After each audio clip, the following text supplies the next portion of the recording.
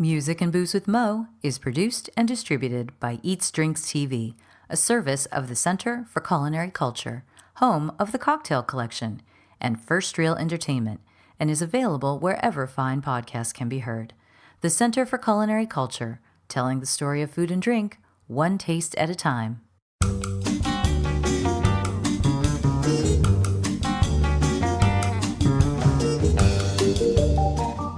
Welcome to Music and Booze with Mo. I'm Mo Herms, and I've worked in the music industry most of my life, so have met some pretty amazing musicians over the years. I also love a good cocktail, and I've encountered some really interesting bartenders as well. It seems that there's a lot of crossover, so when I can, I like to talk to musicians and bartenders about music and booze. Join us at the bar, won't you?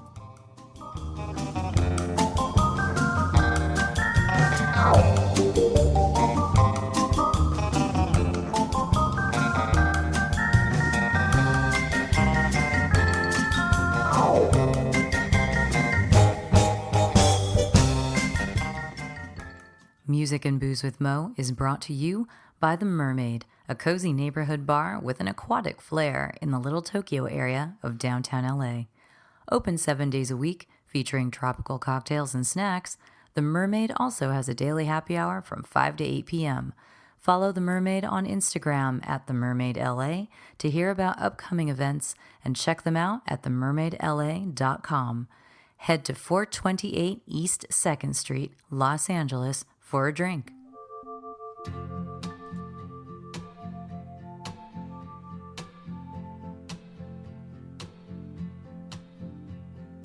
Oh, pour me another drink and punch me in the face. You can call me Nancy. Even though I hardly have a voice left at the moment, I was able to travel virtually to Birmingham, Alabama, so that we could talk to Alli Patton, a music journalist and bartender who happens to do her thing at the Pilgrim Cocktail Cellar. Let me say that again. Pilgrim Cocktail Center. I'm so sorry I sound like this, but I couldn't put this interview off because she loves music. She loves Dolly Parton and she loves bourbon, and that makes her perfect for this podcast.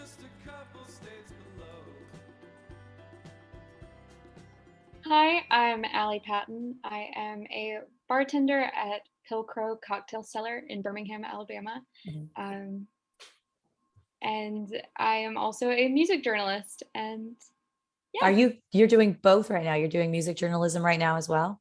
I am, yes. You are. Oh, it's those hustles, right? Both of them. Always hustle, always. Which came first, the music journalism or the bartending? I started bartending in school, in college, and I worked several service industry jobs to put myself through school, and I was learning to be a journalist. Yeah. So I guess they came concurrently, hand in hand, I guess.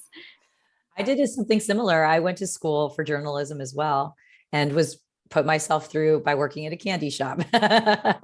Yeah. So not quite as fun as bartending, but it has its own quirks. So I know I'm not complaining about managing a candy shop because I got to taste everything before we started selling it. So when you were bartending, what were your early bartending days like? What kind of places were you at? Well, I started as a server. And I guess my first bar experience, I learned how to pour my first beer at this blues bar in Alabaster, Alabama. And I always came home smelling like fried chicken. That's not always the way. And then I learned like the actual act of like pouring and mixing drinks at this place called Black Market in 5 Points, where again, I was a server and yeah, but there was like a big bar presence. I've always worked in that kind of like bar restaurant scenario. And yeah. And was it 5 Points? That's out in your Alabama as well. Yes, that's in Birmingham. Sorry. Yeah. Okay. That's what I thought. I mean, I'm sounding like such a jerk right now because I'm so West Coast, East Coast, and going across the middle, it's like, oh, New Orleans, Tennessee, Yeah. it's like everybody goes to the same places. And I'm so excited to talk to someone from Birmingham or out in there because it's a whole new area. And I know that Pilcrow is one of those spots that Yeah. everyone wants to stop to. So you made your way there eventually, which is cool. But you went Yeah, back and forth. You left for a while though. I did. I Mhm. actually just got back to the South I was living in Washington State and Mhm. I moved back about 3 months ago. So back home and back to bartending. Uh, So when you first started out though, what were some of the lessons learned? I mean, was this was more of a more high volume kind of thing, or do you feel it was just like serving people's beers and yeah, shots, it beers was a and lot shots? of like slinging beers to begin with. Especially early on, but I got to this like really nice place out Mhm. in Capitola, California, because I Oh, continued to bartend on the West Coast. yeah. And in Capitola, it was this like really nice, like fine dining experience where Oh, you you had your regulars at the bar, but there was also like this influx of like newcomers coming in and a lot of vacationers because that's just like the spot to go when you're on the Central Coast, I yeah. guess. It's a pretty beach town. I mean, Capitol is a really pretty beach town. So I can see people going there and kind of chilling out. When you said that you had picked up your cocktail, like when you started learning kind of more about cocktails, and where was that again? Remind me. That was a black market. That was at Black Market. Yeah. So when you started doing that, were you kind of like, oh, this is kind of a whole new thing for me? Or did you kind of want to ease into that at some point? I don't, Some people like have this goal of becoming like a mixologist or something when they start, but some folks kind of discover that, oh, this is interesting. It's a little more detailed, it's a little more fun. So, or were you just thrown into it? I don't know. I was always like curious about it because I had seen the movie Cocktail with Tom Cruise Right. and I had always like aspired to like flip in a bottle. But I don't know. It was more of like a fascination.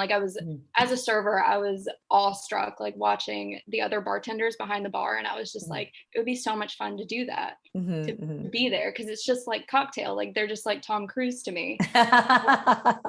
When I mhm. finally got there, it's a lot of fun. And I have a Were lot of you fun. like Tom Cruise though? Were you flipping bottles? No, no, I'm the slumpiest person on the planet. I can't, I can't walk and chew gum at the same time. I know. I was going to say, if I even tried that once, I would just drop everything. There would be so much glass behind the bar. They'd be very upset with me. So you went to California though. Well, tell me about your journalism side. I mean, because you were studying that. So when did you start really getting into during doing journalism as a career when you were trying to really like break through there? Um, I had always wanted to be a Yeah. journalist, like from day one, like since I Mhm. could pick up a magazine. Yeah. Um, Throughout college, I had all these like little internships that like would give me a little taste of it. Mhm. But I guess I officially dove headfirst into journalism when with the marketing job that I got in Mhm. California with music marketing, and that doesn't really scream journalism, but you No, have you to, do. You have to have the writing skills for that. Mhm. yeah. And I don't know, catering to the artists and doing all that. I mean, I guess that was my first real like tangible, I'm a Mhm. journalist, Mhm. like people are reading what I'm writing. And Now but you went into music journalism. That's what you kind of wanted to focus on, right? That was your absolutely. jam. And so why? Why did you want to do that? Because I have my reasons. So I want to hear yours. um I don't know, music is everything. I just like I wanted to like, because I know that like I'm not the only person that feels that same way, but I wanted to like put it to words, like that feeling and the power that music has and the power that it gives you and how it can just like like score the perfect moment. Like I wanted to put that into words. And I guess because I wanted to figure it out myself, like what is this thing that has such a hold over me, and like that like I don't know. Am I like Did you write it like in high school for the high school paper too and things like I that? did. Yeah, I so did did. I. Same thing. And so uh what was the first article you remember writing, even way back then? Because I mean, I remember I'm older than you, so I remember writing reviews for like Boingo Boingo's Dead Man Party, and I Oh, hated it. I was like the only person who hated it in my high school, and I totally wrote the thing about how I hated it and how they were so much better before. And I was totally like the pitchfork kid or something in high school. But for you, like, what was it that you were excited to write about when you first started writing? um, it was this was for my college paper. Freshman year in college, I was also on the newspaper, and the pumpkins are gone.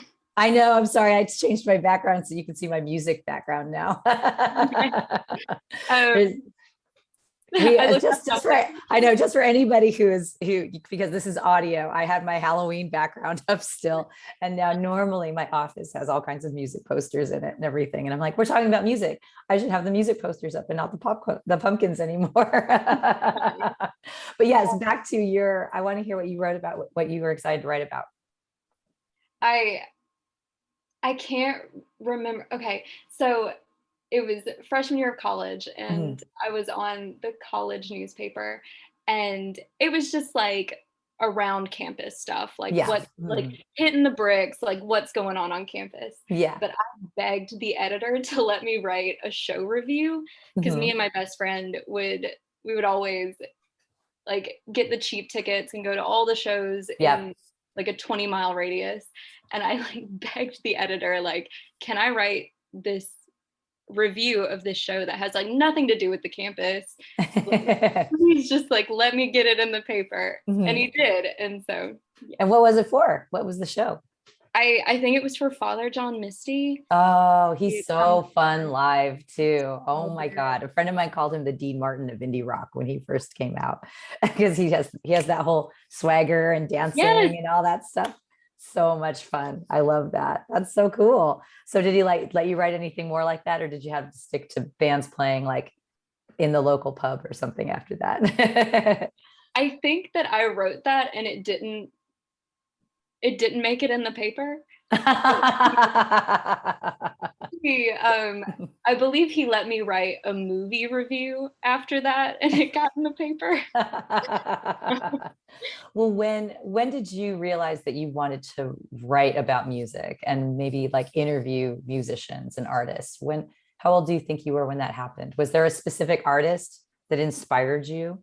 There was a specific moment, I think. I was 14 years old, and I was listening to the Abbey Road medley. Oh my God.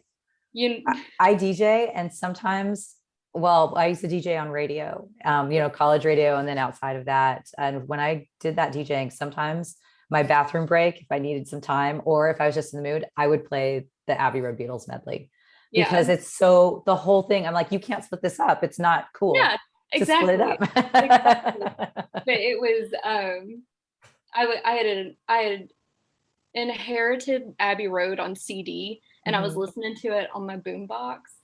And it's like when Golden Slumbers slips into Carry That Weight. And it was the first time I had ever heard this, and like goosebumps. Like I just remember like being shook. Like that's amazing. And you were 14 and you felt that way. And that's and like old people music at this point, right? I knew that like nothing would be the same after that. Working in music marketing, what kind of artists were you getting to work with at that time? Because that's now the career side. So you're getting handed things you have to work with. It was a job that I fell into, and to this day I have no idea why I was given the job. I think because I came to the interview with like so much like, I'm gonna do this job and there's no one who is going to love it more than me. And there's no one who's going to like be as passionate as me. And I just came with all this like blind ambition. But I have gotten to work with Sammy Hagar from Van Halen. He was one of our big clients. REO Speedwagon, and Kevin Cronin from REO Speedwagon specifically. And Los Lobos, great band. Oh my God. Los Lobos is there. I'm from California, especially I live in Los Angeles. Right. And to me, they are the definition of what I think Los Angeles music is. Absolutely. They have it all. They're an amazing band. So that's cool. You get to work with them too. Yeah. So yeah, just a bunch of incredible artists like Colin Hay from Men at Work. So it was all these like kind of older artists that you were there working with. Which it must be kind of fun because they're very established. You have a lot to work with there. Yes. And they're all so wonderful. And they're just such a joy to work with. You must have some dream artists that you would love to work with. Who are some of they? Oh, shoot. Dolly Parton. Oh, yes. You told me that you have a long-standing, undying love for Dolly Parton. And you know what? I have her face tattooed on my arm. Oh my God, you do. And that is a classic photo too. That's such a beautiful photo of her. Dolly Parton, though, she's a phenomenon. I feel like when Dolly Parton passes away, the entire world is going to crumble in some way because she's like a pillar of the international community somehow. So, but for me, I'm out here in California. So my Dolly Parton is informed by the fact that my mother loved her. And my mother was from South America. She's Colombian and she loved Dolly Parton. And she's everywhere. And the fact that I've always had a lot of gay friends. And there's a place in Los Angeles that Dolly Parton used to come to all the time in Silver Lake. That was an old school Mexican restaurant where all the servers were these gay Mexican guys. And she was there so much that there was a black velvet painting of her that she would always come sit at the bar and say like, well, I like looking at myself in the black light. That was like the joke with everyone. And so it's like, everyone has such a different relationship with her. What is your Dolly story? It's a thing being from the South. I think it's such a sphere of just conservative beliefs, and as a woman things are really expected of you and thrust upon you, and there's a lot of tradition in being from the South. But as a kid, Dolly Parton, like she broke this mold for me as like, and I'm 5 feet even. She's like 5'2", but she has the personality of someone who's like 7 feet tall. She really does. She wears herself. So the way that she carries herself, and she doesn't apologize for who she is. And she's the glitter, she's the color, she's the glamour, she's the big hair, the high heels. And that she's just everything that I want to be. I want to be like proud to be who I am. And that's not always what you grow up learning in the South. It's, you can't be big and bolsterous and gaudy and just wonderful, Well, then you have to give me a tip on, I have some Dolly Parton, but as a very, very informed fan, what are just 2 albums that you think everyone should own? Yeah, I know. You're like, oh, what are they called? What are they called? It's like I just put you on the quiz show and you have to answer the question. But there have to be at least, she has so many records too. There have to be at least 2 of them that everybody should have, or one. You could just do one. There's a Christmas album that she did with Kenny Rogers. And I hate Christmas music. Like, I'm not a person, but her Christmas album, it has Hard Candy Christmas on it. From that one. Yeah. House in Texas. Yeah, that one. It's so cheesy, but you have to own it. You have to own it for the holiday music. There you go. What is your favorite Dolly Parton song, or does that change? Okay, Dolly Parton she has a song for every mood that I'm in. She has a song for every moment. Mhm. Like if I need to go for a run on the treadmill, it's 9 to 5. Going. Yeah, that's true. My But mom used to teach jazzercise, and that song was part of the routine. It was definitely in there. and if I need like a pick me up, it's Light of the Clear Blue Morning. If I'm like Mm. feeling down, it's my go-to. That's a And good one. It's a beautiful one. She just narrates my whole life. Yeah. What was that movie? There was a movie that came out a year or two ago. I think it was Dumplin'.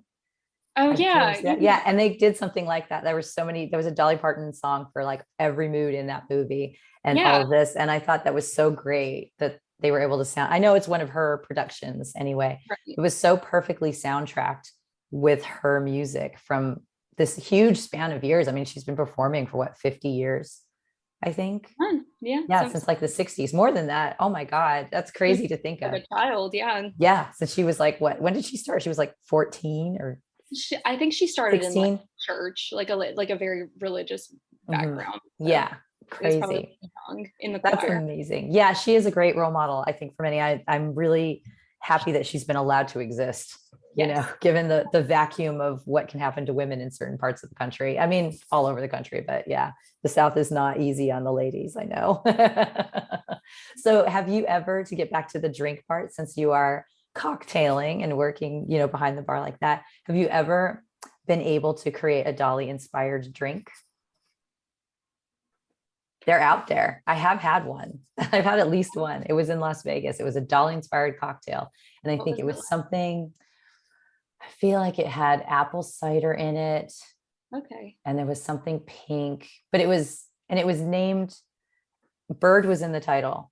And it was named after some song she has with Bird in the title. I can't remember, but it was a while ago. But I do remember like they explained why they had chosen this, and it was Dolly Parton inspired. So I wasn't sure if you've had that opportunity to do something. I haven't, like that. but I'm thinking about it now. What would you put in it? Oh gosh, probably like passion fruit. She's so fiery. Ooh. Oh, I don't know. It might be something spicy because she is pretty spicy. Yeah. Peppercorns. That wouldn't be like a habanero. That's more local. Pink peppercorns. Pink peppercorns. Brainstorm. I know, right? She's like formulating right now. Well, back to the bartending thing then. When you started getting into that kind of more crafty cocktail side of things, you were, I'm sure, learning more about spirits, because before that you got in there and you're just slinging, vodka cranberries and gin and tonics and things like that. So what's been an exciting thing for you to learn about in this spirits realm? Yeah, working at Pilcrow, the bar in Birmingham that I'm with now, I guess that's my first time really like in the world of craft cocktails. And there's a lot of like lighting orange peels on fire. And I cannot master that skill. You have to get that oil out of the rind just so that it'll light and give that little spark. And I'm just like, I try that and it never works. I'm not a professional bartender. I've done one bartending gig in my whole life and my partners forced me to. And I was like, I'm only doing really simple things. I will make things I can stir and then you can have it. Yes, absolutely. I can do some shaking and some stirring. Don't make me do anything fancy. But you have to be, now you're tasting more and learning more about excuse me, like the variations on rums, or like the mezcal smokiness. What are you having fun playing with? Oh gosh, I'm just having fun. I've never it's Pilcrow is definitely like a tequila forward bar. And lucky for your time in California then, huh? But they do everything. We do everything. And I think rum is something that I have not had much experience with. I've never liked it because it was always just like in college, it was like rum and cokes. Yep. Throw that up once, like you're done with rum. Yeah. And rum is one of those ones that people always say, oh my God, I threw up once with rum, and they never want to drink it again. And then you get older and you'll find there are so many different rums Right. so many different flavor profiles within the world of rum. It's like exhausting. Fun. Yeah. That's So fun. yeah. So, but obviously you're down there in the South, so you're close to whiskey territory. Absolutely. And I've always been a big fan of bourbon. Bourbon's Mhm. always been Mhm. my thing. Yeah. Is So that your, when you come home and sit down and chill out, and sip a little bourbon neat? it's always just like, if I'm home, it's always just gonna be a beer. Like I'm just just a simple kind of lady. Um, but yeah, scotch and like bourbons are definitely like my Mhm. go-to if I'm at a bar Mhm. and Something down. like that. Well, what's a fun drink since you're just really getting into the crafty thing? I'm sure you've had opportunity now to, because it's been a little bit since you've been at Pilcrow. So I'm sure you've had opportunity now to make up some really fun things. Do you have some favorites that you like making for people? Um, I've started making this like sour cherry Manhattan variation Ooh, that with like sounds yummy. cherry jam and then I top it with a little kava, like a little bubbly Oh, bubbly topper. It's really good. fun. Oh, that's nice. That sounds really nice. That's a way to sneak some spirits into somebody, right? Drunk gentleman told me that it was wonderful. So I trust him. That's awesome. So you are getting that chance. And so tell me a little bit about Pilcrow. Pilcrow is it's so wonderful. I don't know. It's just so classy. Yeah, it's a um, classy cocktail joint. it's classy and it's dark and it's downstairs I in was a gonna say big because it's like a cocktail lounge, right? So you have to go right, down to it. Mhm. right. So it's downstairs in a basement, and a lot of people call it a speakeasy, and it's not. Like that was so 5 years ago, Yeah. and I don't know. It's just like really, it's cool in there. It's dark, low ceilings, Mhm. like sexy couches. I don't know. Yeah. It's just So it's a good short date in there. place. Nice date place for people, Yeah, right? Yeah. absolutely. That's Um, nice. and I So just love it. you must feel so sophisticated when you're down there, I working do. and everything. I Very do. different from the beach vibes of Capitola. Capital. Yeah, definitely. So, There's and no windows. well, So if you think about it though, once you master that whole lighting the orange peel on fire, which you've probably already done, that's like this model or this current version of the Tom Cruise cocktail move, you know? right. I'm becoming my own Tom Cruise. Yes, totally. And what is your soundtrack? What would it be? I'm sure that you guys have a soundtrack there that is suitable for the mood and everything. But if it was up to you, what would you be playing in that space while you're doing your fancy craft cocktail bartender moves? It's a great question. Because I I'm don't sure you'd want to take over that playlist at some point. You're know. moving. It's in your head. I see you moving. Probably something like uh, just Dusty Springfield playing on the background. Just Ooh, that's yeah. good. Well, actually, you sent me your playlist and it has this really cool kind of old, kind of gritty, bluesy kind of Yeah. vibe to it Yeah. and everything. And I saw that and I was like, this sounds way older than I know she is. So, and I know you've worked with older artists and all that kind of stuff. So it's interesting to me, like those choices, because this was your dive into the bar kind of song. Right. So do you think of, and off the top of my head, I can't remember some of the stuff you put on there. You're going to have to refresh my memory, but is that stuff for your like dive bar sitting or that's your drinking music? Like, So that playlist is a mhm. concept, I guess. Oh, I like it. I like it.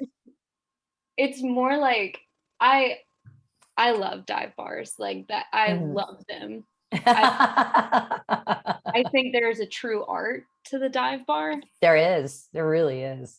and it can be hit or miss sometimes, but when you Hmm. find a quality dive, you know you Hmm. found it, you know? Hmm. Um, and that playlist is more like it's more like a feeling. Like you wouldn't Hmm. necessarily hear those songs in a dive bar, but it's like I think I wrote it in the little like descriptor Hmm. um, of the playlist, and it was just like gritty songs to like that are reminiscent of the beautifully unglamorous dive bar. Yep. Yep. And that's the key. They're just like they're simple, they're unglamorous, like they're gritty. Yeah. There's like this like lonesomeness to being in a dive bar, but there's also like it's full of, they're just honest. They're Yeah. just honest places, no frills. They're not trying to be anything. And I feel like that's what a lot of those songs on the playlist are. They just are. They're not trying to be anything. That's awesome. I love that. So that means if you had your dive bar, your dream dive bar, that would be the soundtrack. That would be the soundtrack. Yeah. Well, then what is it that you order in your dream dive bar? Oh, beer and a shot. Yep. And a shot of bourbon, right? Yes. And what kind of bourbon is it going to be? Oh, for shooting, it would probably be wild turkey. Is that gross? No, not at all. It's funny. Last year for Thanksgiving, my husband and I had wild turkey. You were just like, it was pandemic Thanksgiving. So we're picking up turkey from somewhere, and we can't go anywhere. We just pick it up from a restaurant, bring it home. And he went to some liquor store and bought the little bottles. Yes. We got the little minis of wild turkey. So we could like have that sitting there next to our turkey. And we're like, let's do it right. Love that. There's nothing wrong with it at all. So, well, that's fantastic. I wanted to ask you one more question. And that is, I want to ask you like who I already asked you, I think would be Dolly Parton. I was going to say, who's your dream interview, but it has to be Dolly Parton, right? It has to be. Yeah. And I want to know some of the questions that you would ask her. Okay. After I got done crying and through the sobs, I would ask her after I've showed her my tattoo and thoroughly right. her out, I would probably ask to try on her shoes. I'm sure we're the same size, right? Yeah, you are small. So I was going to say you guys must have tiny feet. Tiny feet.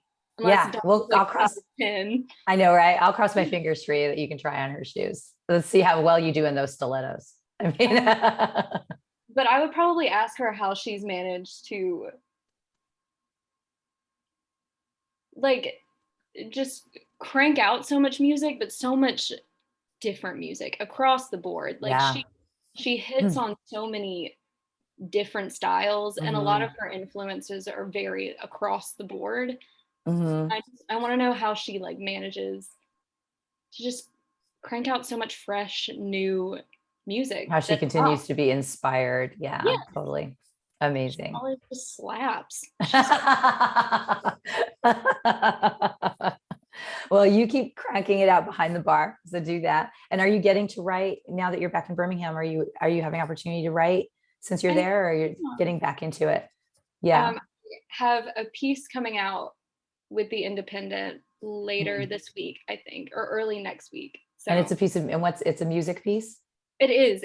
Yay. It's a feature arguing how Texas has become America's last true music scene. Oh, interesting. Yeah. Oh, very cool. Very cool. So, all right, I think we could wrap this up. And so tell people where they can find you. Now, do you actually have like a website where you keep your writing or anything? Or I have a professional portfolio, but it's more like, hey, give me a job. Yes. So yeah, we have to tell people how they can read this, because I actually would love to read that article about that Texas article when it comes out. And it's coming out, not quite yet. Not quite yet. End of this week. At the end of this week in November 2021, this article will be in the Birmingham Independent. The Independent. Or it's just called the Independent. The Independent UK. Yeah. Oh my God, you're writing for that Independent. Yeah. Oh my God, that's amazing. Wow. I just assumed it was like a local thing, but no, that's incredible. Congratulations. Thank you. Wow. I'm sure you'll post it like on your Instagram or something when it's available. Okay. And my Instagram can be found at Alli Patton, ALLIPATTON. No spaces, no underscores, no nothing. Straight up Alli Patton. And when you're not writing, people can find you at Pilgrim Cocktail Lounge in Birmingham, Alabama. Cool. Ooh. And I'm sure they have an Instagram too. Do you remember what that is off the top of your head? It's it's like Pilcrow Bar or something like that. Pilcrow Cocktail. Something like that. Pilcrow Cocktail. Just look under Pilcrow Cocktail and you'll find it. Well, don't go away just yet. But thank you so much for doing this. I really appreciate talking to you, and It's nice to know another music journal, although I haven't done that myself in many years, but that's where I started. So it's very nice. So thank you so much. Thank you. I can see the light of a clear blue morning. I can see the light of a brand new day. I can see the light of a clear blue morning. Oh, everything's gonna be alright. Everything's gonna be alright. Everything's gonna be alright. It's gonna be okay. So thank you so much to Alli for doing this today. I really appreciate it. And she was just so fun to talk to. And if only you guys could have seen that Dolly Parton tattoo, it's really amazing. Also, again, on Instagram, you can find Alli at Alli Patton, Patton, one word, and Pilgrim Cocktail. Their Instagram is just Pilgrim Cocktail. So go find them there. I don't think I can talk to you guys much longer. My voice isn't going to last. I made it just through the interview and just through this. So before I go, make sure that you go check out her Spotify playlist, which was the If This Dive Bar Could Sing. It's on the Facebook page. I have it listed there on the Podomatic page. It's over on Spotify, and it's really, really good. So hopefully next time we all talk, I'll have more of a voice. In the meantime, any of you in the South, please go to Birmingham and visit Alli in that beautiful cocktail cellar. Music and Booze with Mo is brought to you by Barkeeper, a head shop for cocktail lovers, located at 614 North Hoover Street in Silver Lake, Los Angeles. Stop by for barware, vintage glassware, a carefully curated collection of spirits, and one of the most impressive selections of bitters anywhere. Follow them on Instagram and Facebook for information regarding spirits tastings. That's barkeepersilverlake.com, and also in the Virgil Village neighborhood of Silver Lake, Los Angeles. Thank you for tuning in to our barroom chats on Music and Booze with Mo. For more info about today's guest, or if you want to connect with me, check out my Facebook page, Mo Herms. Please subscribe to the podcast and feel free to tell all your friends about it. While you're there, give the show a rating and a review. It really helps to get the word out. If you want to hear the playlists our guests have curated, search She Be Mo on Spotify, SHEBMO. Find pictures of the interviewees and the cool stuff they create on the Music and Booze with Mo Instagram account. Lower your expectations and join us at the bar. Till next time, cheers.